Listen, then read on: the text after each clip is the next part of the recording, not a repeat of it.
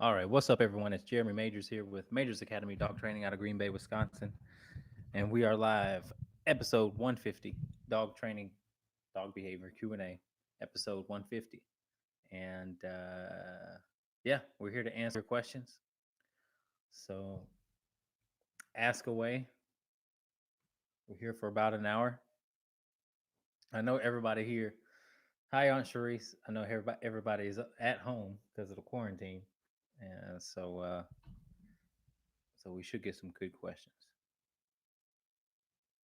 All right, let's get started. All right. First question is Tanya. I have two male dogs. One is a Saint Bernard and one is an American Bulldog rot mix. They all of a sudden decided to start attacking each other. We have to keep them separated. What can we do to prevent it from happening again? Uh, and no, they are not neutered. One has an appointment in May. Okay, so you got two male dogs that are fighting. Um, so first and foremost, you have to identify why they are fighting. Um, Usually, when dogs are fighting, they're fighting over attention, your attention. Sometimes they could get jealous over affection, attention. Okay. They also could be fighting over resources, bones, food, and things like that. So to right away go ahead and cancel that, you want to feed them separate for a while and not allow them to play with or not allow to chew bones around the house. And then secondly, you want to be able to give affection one at a time. Um, do not allow petting of both dogs. Sometimes that's when tension can can be created. Um, so you want to be able to pet one dog at a time. Also, when it comes to some dogs fight over doorways, like going in and out of houses, or when you come home. Basically, wherever there's high energy, there's a big chance of a fight breaking out. And so you want to gain the ability to keep them calm or get them calm and um, start giving them what they want when they're calm. So I tell people when you walk into the house, you should not give them attention if they are being hyper. You want to wait until they are calm to give them what they want. And that's usually you or outside or whatever. But you want to ignore them or tell them to go lay down. That's probably the number one thing why dogs fight. It's definitely a jealousy thing. You on one hand have to take away the things that I told you about, but on the other hand, you also have to teach them that it's not okay to fight. So you have to give them a consequence for thinking about fighting, thinking like it's okay to fight, if that makes sense. So you have to address the mindset. If they're even thinking about fighting, that's when you should give them a consequence because first and foremost, you're going to teach them that it's not okay to get in that mindset. And then obviously, uh, secondly, you're not going to have to break up a fight. All right, that's all I'll say about dogs fighting. I can talk on and on about that, but unless somebody wants me to talk about it in more, then I will. So just let me know. Those of you who are watching live, your questions will be answered as the priority. So feel free to ask as many questions as you like, and know that your questions will help others that are watching. Is it possible to train the dog to detect a virus in a human? Um, a virus I have never heard of. Dogs can detect high cholesterol, I think, diabetes for sure. There are diabetes alert dogs. Um, Dogs can detect anything that first and foremost gives off a scent. So if any kind of and a sicknesses do sometimes give off a certain scent. So I don't know for sure. I'd probably be the wrong one to ask, but I do know how strong their sense of smell is, and um, so yeah, I'm not sure. Sorry, but thanks for your question, man. Feel free to ask another. All right, next question. Moving along. Okay, Kylo, Golden Retriever, and I had one session with you a while ago, and I learned so much. But I need to learn again how to go on calm walks with him. I use a prong collar, but excuse me, but he still pulls all the time. If I have treats and tell him to heel, he does okay, unless he sees a chipmunk, rabbit, or another dog. But as soon as he's off heel, he's a different dog. Do I have to keep on him at heel at all times? I just wish we could just go on a long, calm walks together. I know you have a YouTube on a structured walking, but a step by step would be awesome. Should I be using e-collar for walks? Um, okay, so that's a very good question, first and foremost, um, because it does get technical on on the type of dog that you to have temperament wise, and then the position of the prong collar is very important, and then the technique, the position of your hand, in regards to how close it is to the actual dog. So prong collar, as a reminder, should be um, pretty snug, not something that is um, down on its chest. It shouldn't be something that dangles like jewelry. It should be pretty snug. And then your hand position is where it should be, where the slightest amount of alertness or um, pulling gets addressed right away. Because the problem with allowing the dog to get too much in front of you is that he's already kind of gained his momentum, and it's going to be pretty tough to reel him back in. So the quicker you can stop his momentum, basically, the better off you'll be on getting the dog to realize that it needs to walk with you, as opposed to you just holding him beside you. And so the hand position is very important. I use an overhand grip, not an underhand. So I use an overhand grip, kind of like how I'm riding a bike, kind of like this. And then and then and then all I have to do is use my wrist instead of the underhand grip. You'll be using your arm, shoulder, and all that. This is unnecessary. But your wrist allows you to be a lot more gentle, and also you kind of feel his feel the tension or feel the dog in uh, in a way much more quickly. So it's a technique thing for sure that you may be struggling with, but also sometimes getting the dog to realize that you have to um that there's you know walking loose leash is the goal, and trying to display that sometimes to a stubborn dog is easier said than done. So I would, if you like, you know get with me or another trainer to show you how to get that technique in order. All right.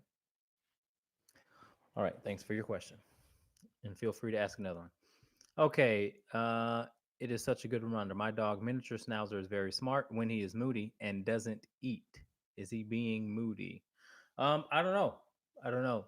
Dogs don't eat for a lot of reasons. Sometimes they're just not that hungry. Some dogs eat once a day.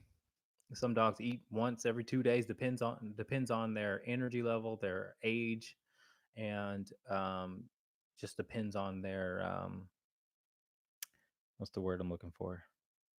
Their metabolism. So I kind of obviously keep an eye on their weight. If you're actually if you're starting to see ribs, be concerned. But if the dog's weight looks okay, then I will feed them as much as as much as um, they need to maintain a good weight. So I feed my dogs, for example, once a day. Just about. I used to feed them twice, but now I just feed them a combination of those two amount wise once a day, and I just monitor their weight. If I see one losing weight, then I'll add, and if I see one gaining weight, then I'll take away. So not that difficult. Okay, thanks for your question, and feel free to ask another. All right, moving along. Okay, Jennifer says the e-collar seems to get Sabrina even more riled up on the walks. She wears it, but I don't use it. She is inconsistently reactive to other dogs, so there are moments of peace followed by moments of fury. I take full responsibility, but I'm such a novice. These streets are busy. Yes, these streets are busy. It is definitely, I think, cool to see a lot more people out with their dogs. Um, I would say try and notice the dogs that she doesn't react to, and try to notice the dogs that she is reactive to. It could be an energy thing. It could be calm dogs that she doesn't react to, and then high energy dogs that she does react to, or it could be small dogs that she doesn't react to, or big dogs that she does react to, or vice versa. Once you can kind of nail it down, then you can better prepare yourself when you come across those dogs, when you can identify exactly, get to try and pinpoint why your dog reacts um, when it does. And so um, that's what it's about. It's really about figuring out what triggers your dogs have, and then preparing yourself, being proactive um, when your dog comes across the trigger. That's right. Could be the dogs, but also on the other hand, give your dog the benefit of the doubt. Some people are so hard on their dog when it comes to not reacting to any dog, but some dogs are so crazy on leash that it's like I'm not even going to blame my dog for not being reactive, um, because that dog is just nuts. So some dogs you just have to stay the hell away from.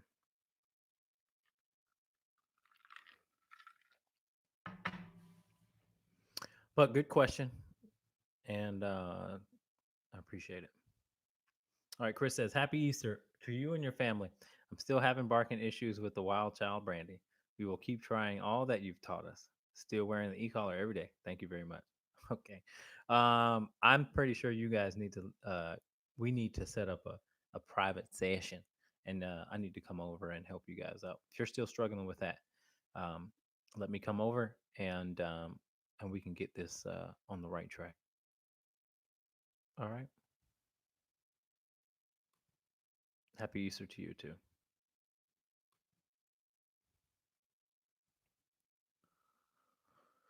Okay. So Sonny is now 10 months. And when people come over, he gets so excited he pees a little. How can we fix this? Um, when people come over, get him calm, put him on his bed, try working on that, or keep his leash on and tell people to ignore him until um, Sonny becomes calm. And that may still get him to pee, but you're going to lessen that chance. He just is a little bit excited, a little bit nervous when people come over, which is totally natural. And he's a puppy. So, it will go away with maturity, but also, you guys control those first 10 minutes, control him and the people coming in. Tell the people to ignore him, and also tell people to, um, or obviously tell him to give him something to do as well. All right. Thank you, Auntie. Um, so that's what I would do. But I've been meaning to text you guys anyway. Okay, moving along. Is there a way to train a dog not to have anxiety when kenneled? If not, is there things you can do to help them if they have to be during short durations? Yeah, so how you fight anxiety in a kennel is there's a couple of ways. So one would be to kennel the dog for nap time while you're home. Get the dog used to being in the crate while you're home, making sure the dog isn't just in the crate when you're not home, so that the dog can't really associate you being gone and the dog having to be in the crate. Put the dog the crate in the crate when you come inside from exercise, or when all of his needs are met: exercise, food, potty breaks, and all that. So that's one part. Making sure the dog is exercised and crating him while you're home. The second part would be to reinforce calm energy in the crate. And how you reinforce calm energy in the crate is feed the dog in the crate and then allow the dog to pause for a second before coming out of the crate. Um, and instead of allowing the dog to bark, bark, bark, and then come out of the crate, just blast out. So when you come home from being gone, um, try and wait him out. Wait until he's calm before you let him out, and so that the dog is completely quiet. So when you come in the house, your goal should be not to be able to hear the dog at all. And then that's a dog that can be let out. Um, and then when you feed the dog in the crate, make sure the dog is calm, sitting down, and looking for asking to be fed, and not just diving into the bowl. That's how you're going to create a calm dog in the crate, and you fight against anxiety. All right. All right. Next question. So, I have an American bully. He's 9 months and extremely strong. What's a good way to get him to stop pulling when on leash? Get a Herm Springer prong collar. I'm gonna type that in right now so you can get the spelling because it's kind of funky. Herm Springer prong collar, and you'll probably need a medium sized prong collar, um, and you can get it on Amazon. I suggest you get the quick release and then um, learn how to maneuver it. It's kind of funky, but it's easier uh, sometimes than the non-quick release. So the prong collar, and then once you get the prong collar, go to my YouTube channel. I have a how-to walk, and it teaches you the technique of using the prong collar and getting the dog not to pull. American Bulldog, of course, is going to be extremely strong. Don't worry about the prong collar. It's going to be the best tool you ever have. And then if you use it right, it'll be much easier on walks, and it'll be much better for you on walks. Because remember, when you're teaching a dog how to walk on the leash, you're teaching the dog how to behave um, off leash too. That's your opportunity to teach the dog to be good off leash when you are teaching the dog how to behave on leash. It's going to stop the dog from becoming reactive as well to dogs and to people. So, very important to teach the dog heel um, at an early age when he's still impressionable so that he doesn't get the wrong impression. Because one bad experience could make him reactive to other dogs. American Bulldogs are prone to be bad with other dogs. So keep that in mind. Be proactive. Seek training earlier than not, so that you and your dog can have a good future. All right. Thank you for your question and feel free to ask another. All right. Those of you who are just joined in, feel free to ask any question you like and as many questions as you like. And let's keep this conversation going. So I've kind of heard that quarantine life has made people adoption crazy. Like there's so many dogs being adopted right now, which is interesting. So we're home a lot right now, and we're adopting the hell out of a lot of dogs. Thanks, Majors Academy. My Spartan is still an absolute joy. 11 years old. Oh my goodness, that's crazy. Wow, I still have pictures of him when he was just a puppy, man, with those big old ears. That's back when I was training dogs in Atlanta. That's awesome. You'll have to send me a picture because I'm sure his muzzles have gotten a little gray. So make sure you send me a picture of him. All right, let's keep it moving. I remember you handing me his baby teeth. Yep, found his baby teeth at dog daycare. Hmm. Okay, I have an American Bulldog. Wait, oh, another one? Another American Bulldog puppy? I have an American Bulldog puppy. What ways could help him to be a good with other dogs, especially on leash? Um. Okay. So when you have a dog on leash, it isn't necessary that you meet dogs on leash. As a matter of fact, I wouldn't be doing that with my dog. You're taking a chance. Um, it's not about it's not about how many dogs you meet. It's about what the quality of dogs that you meet. So socialization is definitely quality over quantity type of deal because you're building on experiences, and if you have a bad experience, then it's going to take that many more good experiences, which are easier said than done, to bring them out of that bad experience. So you want to meet 10 good dogs as opposed to 100, where you'll have, a good percentage of those dogs to be bad, because you will run into bad dogs. But I wouldn't necessarily be meeting dogs while I'm walking my puppy on leash.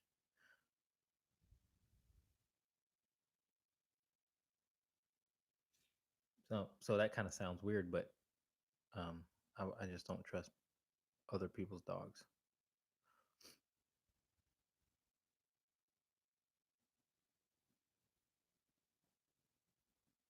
He's great with other dogs. Most people, it's just on walks. He pulls so much. I don't want my kids walking him. Yeah, yeah.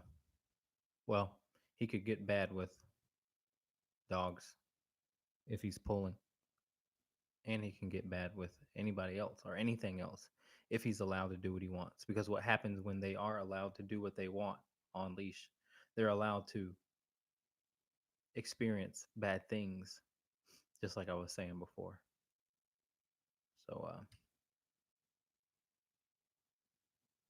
So, getting control of the walk is the most important thing, to be proactive with the the chances that bad experiences could happen.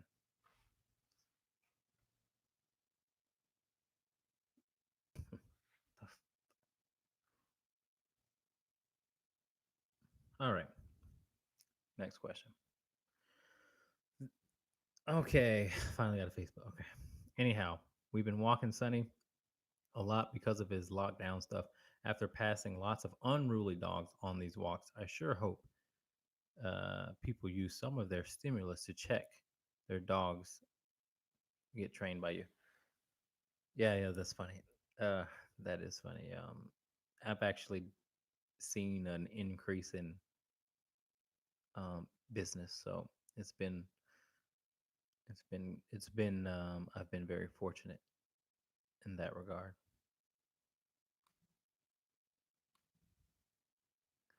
People have to spend time with their unruly dogs. They have no choice.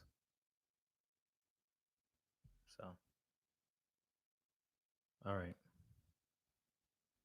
let's answer some more.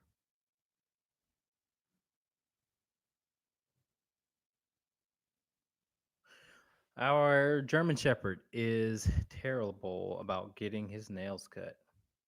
I can groom him otherwise, but when it comes to doing his nails, he pulls away his paws and tries to get up. How can I get him to be still? Um, let's see.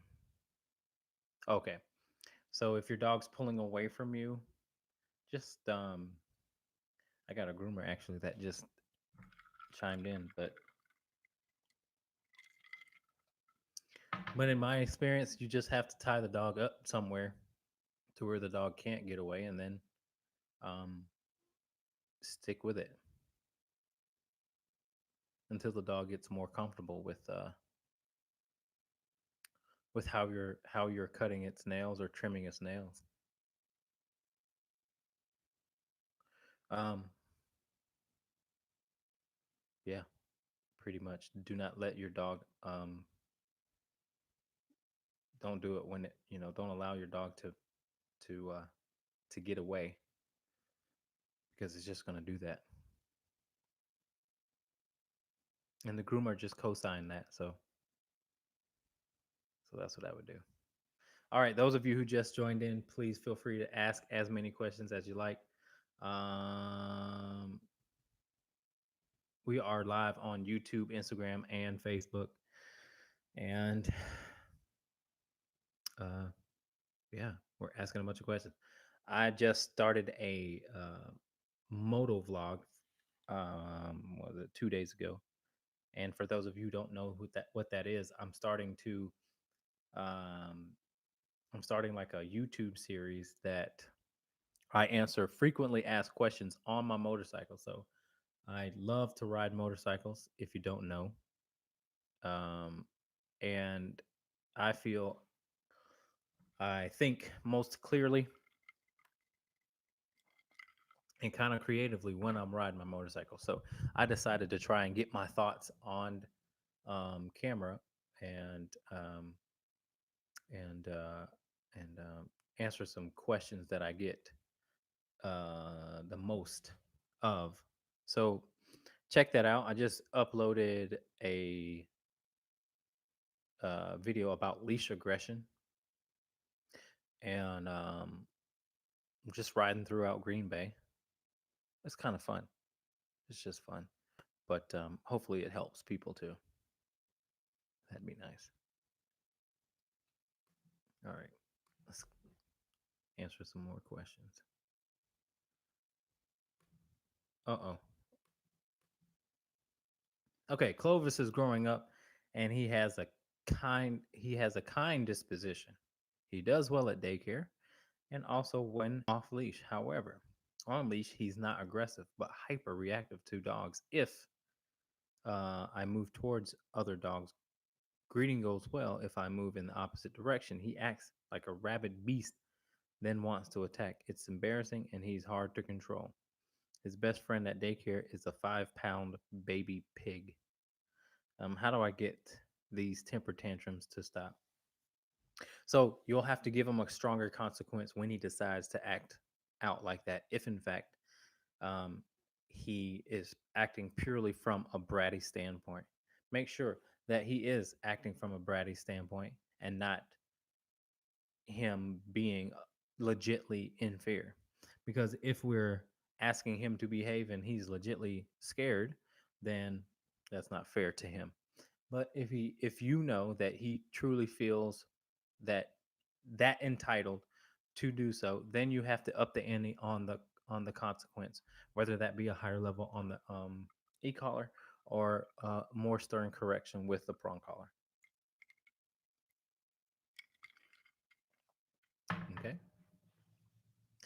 that helps.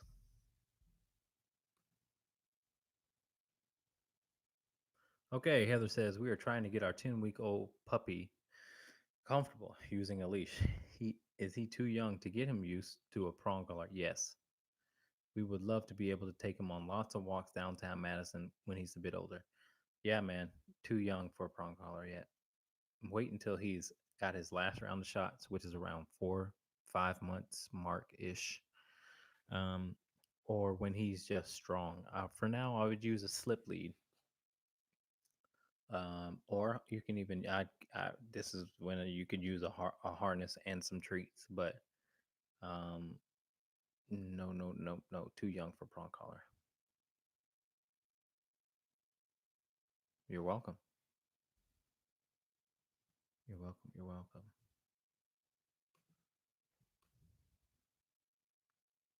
If you turn towards the dog, he stops. That's weird. We'll have to talk more about that because that doesn't make sense to me.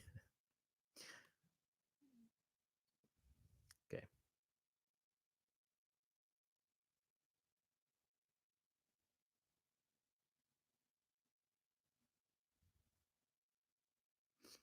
Any tips for a dog that is fine with cats until they react? Yes. Control the dog and then control the dog during the cat's reaction, or control the dog just in general more to help the dog control its impulsive um, when the cat reacts right away. So if you teach the dog to go lay down and stay there, then that's what you're doing. You're going to teach the dog to control its impulses when the cat is moving around. But if there is no control by you guys, then the dog is allowed to go ahead and react to your cats in whatever they're doing. So the thing would be to teach your dog to do nothing while the world goes on around them, and then they can learn some self-control. Would correcting a female from marking, literally marks like a cat, make her less dominant in other areas? No. I don't know if you can make a dog less dominant. I think they can grow out of certain things like marking, but I don't know if you can. I think you can maybe teach them that it's wrong to mark in your house, but yeah, I'm not so sure that that'll help the dog be less dominant.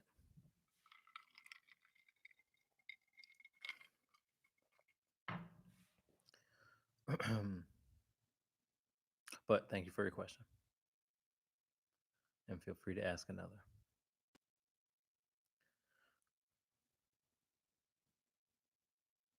It's just outside on walks.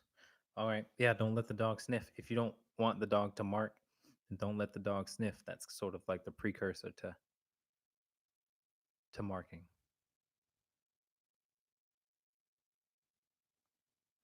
Fearful dogs going to the vet. How do you feel about medicating them to reduce anxiety? I work in a fear-free hospital. What's that mean, fear-free?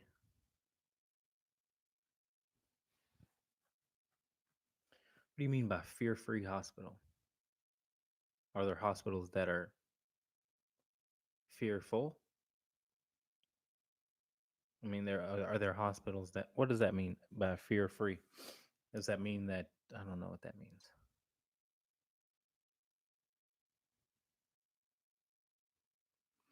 But my first suggestion as a trainer would be to train the dog certain things to combat the anxiety before you give them drugs. Because I don't know about drugs. I mean, because I'm not a vet, but I do know how to help anxiety with training. But if anyone's watching that can explain to me, and I've heard that term before, I'd like to know what that means. What does fear-free hospital mean?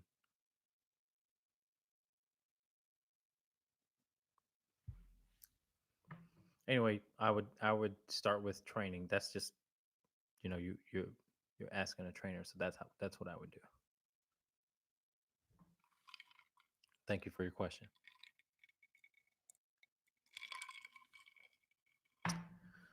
Okay.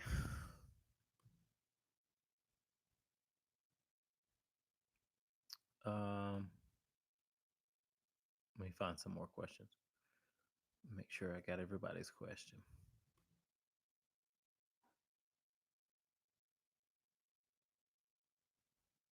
Oh, got one live.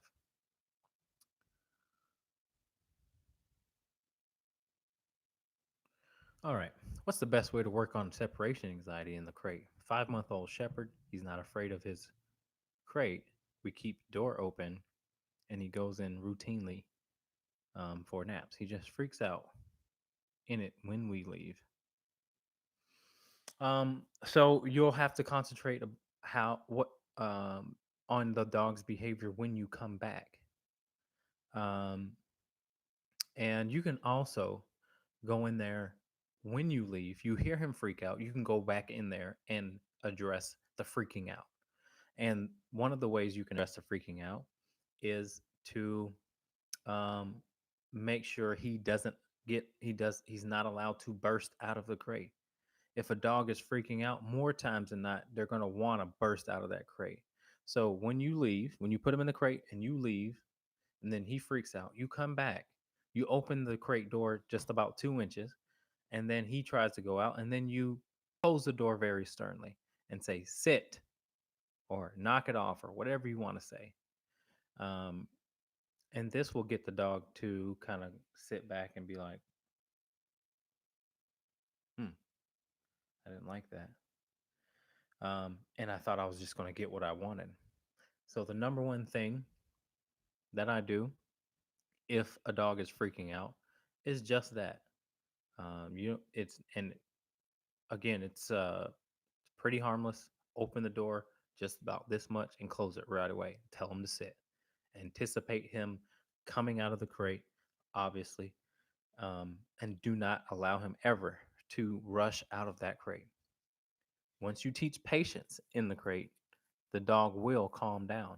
But he's freaking out because one way or the other, it does work for him or her. Is it him? Yeah, him. It does work for him. So you got to show him that that doesn't work. So when you come home from being gone, now walk away. So you might have to go right to his crate, open up the crate 2 inches, close it, tell him to be quiet, tell him, sit down, whatever, and then go about what you're doing. You know, settle in, bring the groceries in. He's not the priority. He can't in any way, the freak out cannot get him what he wants. Once he realizes that, actually, not only it doesn't get him what he wants, but it also can get him what he doesn't want, which is that door correction.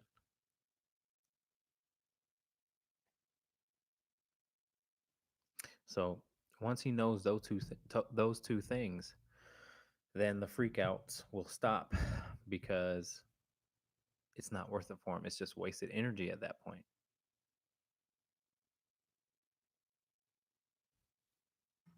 All right.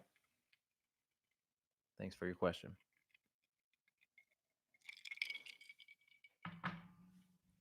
Feel free to ask another.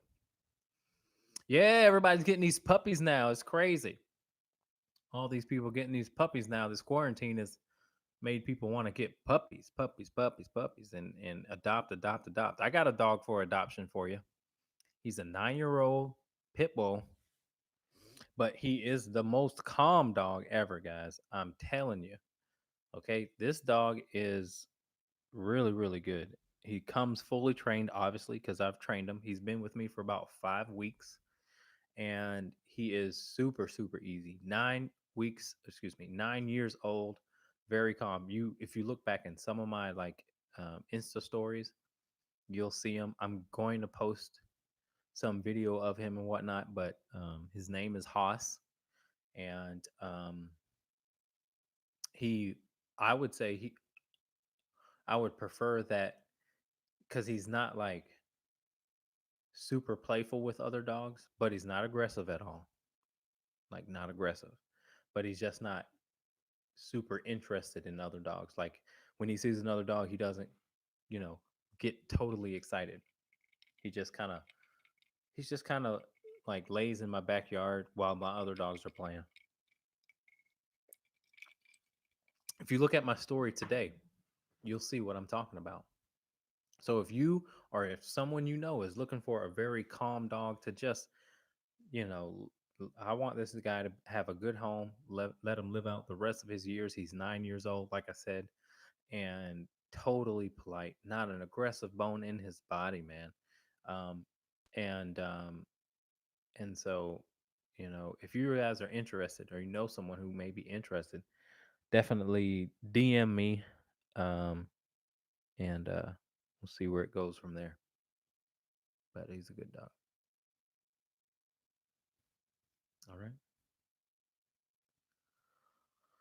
Okay, a couple more questions and then we'll get out of here. You guys don't be afraid to ask as many questions as you like. If you got another one, it's all good. It only helps other people who may be struggling with the same thing. So don't be shy. Ask me some questions. Let me make sure I got them all live here.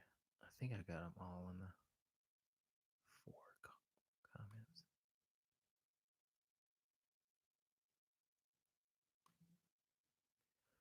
One, two, three. Golden Retriever. Yeah, okay. I got them all. What's your Insta? I can't find it. It's Jeremy Dog Psychology, our dog psychologist. Jeremy underscore dog psychologist, something like that. How can I get my Catalua to listen to me? He races his hair and barks at every person slash car going by our house or when out on a walk. I think it's fear. Yeah, it could be a little bit of fear, but it also could be a little bit of I can do this. Uh, without any sort of um, consequence strong enough to stop me too. So there's fear, but there's also a lot of I can do this and I want to do this. And so you want to make sure one first and foremost that you are giving your dog the proper amount of exercise. Exercise is going to sort of cut the want, the desire to bark, bark, bark, bark, bark by about 30-40%. Uh, don't quote me on the percentage. I'm just guessing. But make sure the dog's exercise first and foremost. Okay. And then you have to then give the dog something to do. And the easiest thing is to get the dog to lay down on its bed. Like say, go lay down. And your dog have to do that. Um, um, and getting the proper tools is going to make your life a lot easier when it comes to doing what I just said. But those two things are going to have to happen. Exercise is the most important thing, especially with a dog that is a Catalua. I mean, that dog needs exercise if it's young. Okay, but just make sure if it is or not. And then again, um, giving the dog a job to do that it must do. You can't necessarily do that when the dog is full of energy, or you shouldn't, because it's not fair to the dog. But but um, but the dog will have to take your leadership both on the walk and in the house, and it's much easier to do so when the dog has been properly exercised.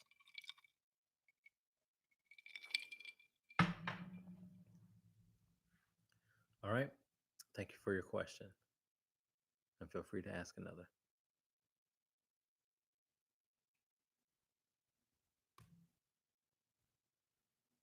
Okay.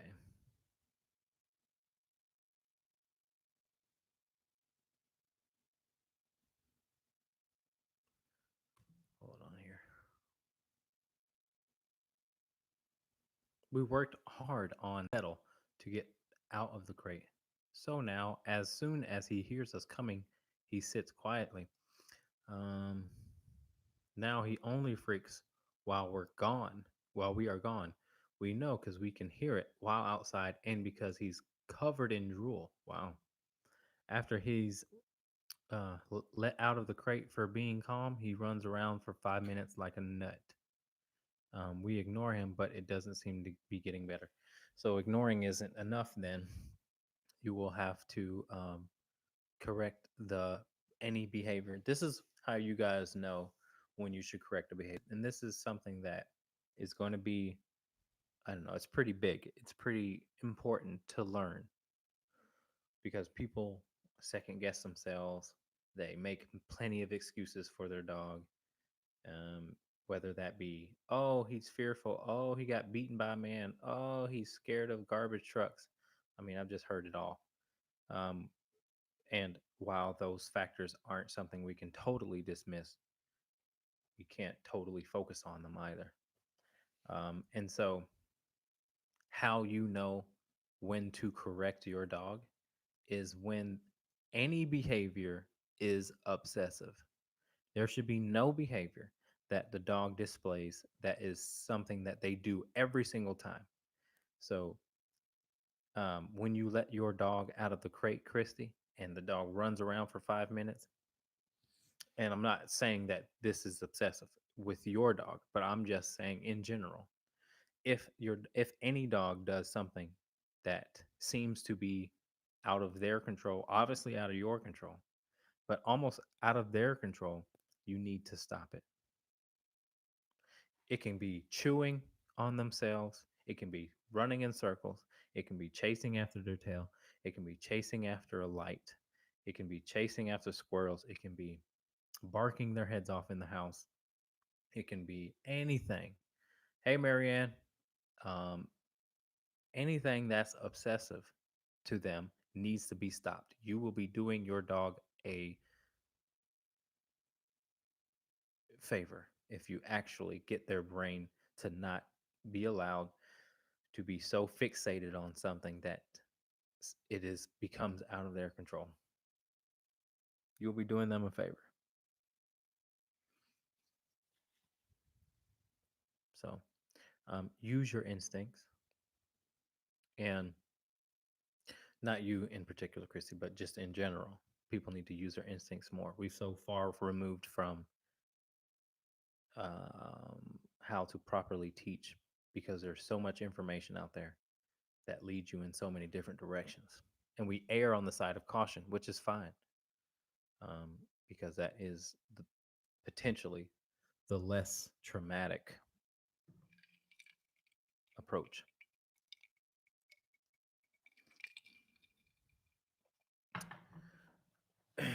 We would eventually like to teach our dog the place command. Do you have a video on how to do this? Yes. My YouTube channel has a video on how to do this, how to place. And yeah, so check it out. I'll put a link. I'll put a link to that video in reply to your comment on Facebook. So just wait.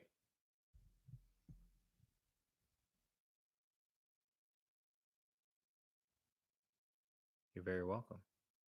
My pleasure. I have a 12-week old Aussie doodle. Oh my lord. Who continues to bite at my children's feet. hmm. Uh, and knees every time they go into the yard. The puppy doesn't do this to me, but at all. So I'm unsure how to correct this. It doesn't have to happen to you to correct it. It just has to happen. Um, Anything that you think is wrong is probably wrong, and you can correct it. You can go over there and put them in a sit, yell at them. I don't. Doesn't matter what you do, as long as it's fair to the dog, to get the dog to say, okay, don't want it that, well, don't want that anymore, um, and that'll stop. It's good to go ahead and start doing that because your dog is part Australian Shepherd, which means it's controlling and it's starting to take control, wanting to control your children. Not cool. Um, it may have been cute at, oh, it's only 12 weeks too. My Lord. All right. So it's just kind of doing what it was bred to do. Um, and so what you can do is maybe keep the dog dragging a leash, right? And just keep the leash and allow your kids to kind of play around and maybe see if you can get your dog to learn how to control that impulsive behavior just by staying on leash, you know? Um, that's what I would do at such a young age. I don't know if I'd be correcting the behavior um, just yet, as far as, um, giving the dog a correction. But 12 weeks old, keep the dog on leash, give the dog some breaks from that stimuli, and then allow the dog to see to grow into being able to move away from having the need to want to control. Because again, the dog's just doing what it's genetically bred to do on the Australian side. And then you got the doodle side, which is, you know, adds some intelligence, I suppose. So that would be my suggestion. But thank you for your question. And feel free to ask another. Oh, okay.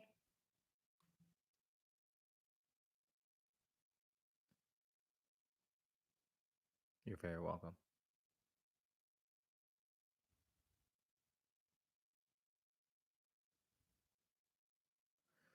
Okay. One more. Who's got it? One more question. I got time for one more.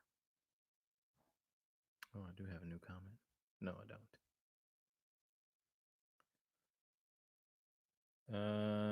Is it possible to train a dog to detect? Oh, I already answered that one. That's an interesting question. During these times, is it possible to train a dog to correct virus? Man, wouldn't that be crazy if they could teach dogs how to correct early signs of like coronavirus? Like if it had a certain smell. If you could bottle, but I think that's what would have to happen. Um,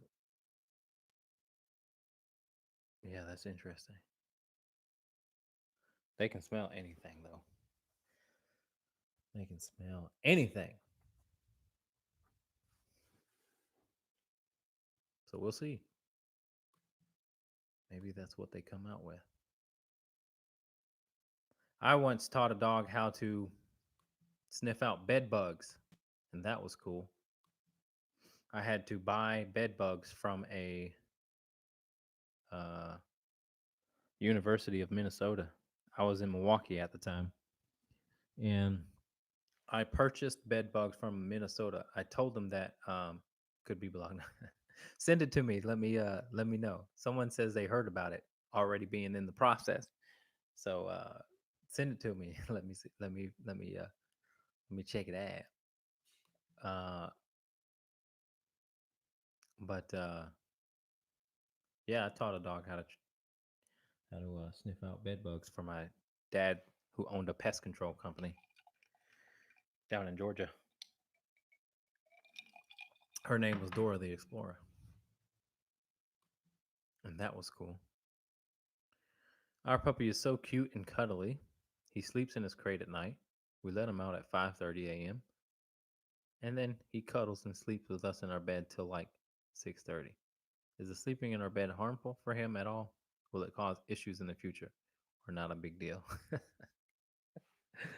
uh, um, I don't think it'll be a big deal, but we'll see. We'll see if you call me, a couple months down the line. I don't think that in the bed will cause, like, okay, so maybe we should clarify what allowing your dog in your bed does, because there seems to be, I had a couple other people ask me sort of the same deal. And so when you let your dog sleep in bed with you, I have no problem with it. But what I will suggest, if you have a dog that is fearful or aggressive towards, there's a lot of people who have dogs that are aggressive to their wife or husband when they try to get in bed, because the dog's already in the bed, and then it becomes resourceful of the bed. At that point, I'm like, all right, get the dog the hell out of the bed, you know, because that's just weird, or not weird, but it's inappropriate. So something like that would have to happen for me to say absolutely no bed. Okay, I have a giant schnauzer. What tips do you have to deal with his tantrums about not getting what he wants? He seems to get angry and try and nip his to get his way. Follow up, he's 9 weeks. So, what you have to do is you can do three things. And that third thing is going to be a combination of the first two things that I tell you. Number one, you can not get him what he wants. Give him what he wants. You can just wait it out. Ignore him.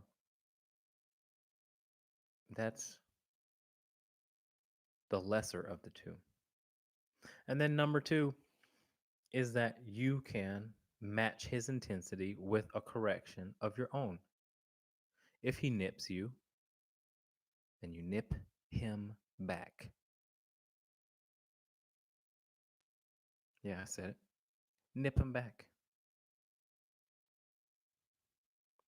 You don't have to do it with your mouth. You can use two fingers to get the same thing.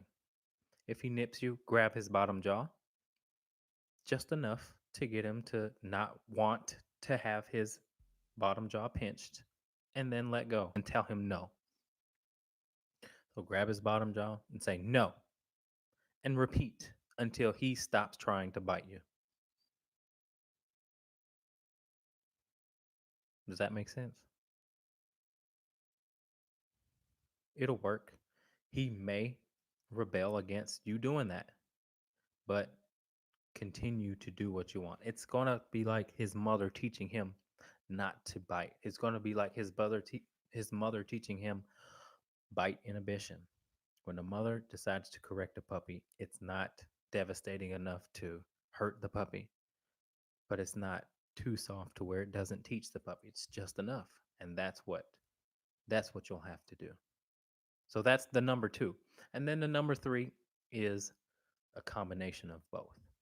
When to ignore and when to physically do what I told you to do. Number two. That'll do it. Thank you for your question. Okay. I think we got them all. All right, you guys, I'm going to get out of here now.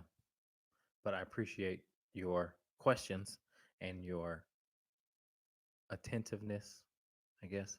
Give me a thumbs up. Please comment, like, subscribe. I don't know, whatever. We'll try and be here next week and answering your questions at the same time on Thursday. Thank you guys for watching. Take care and be safe from the corona.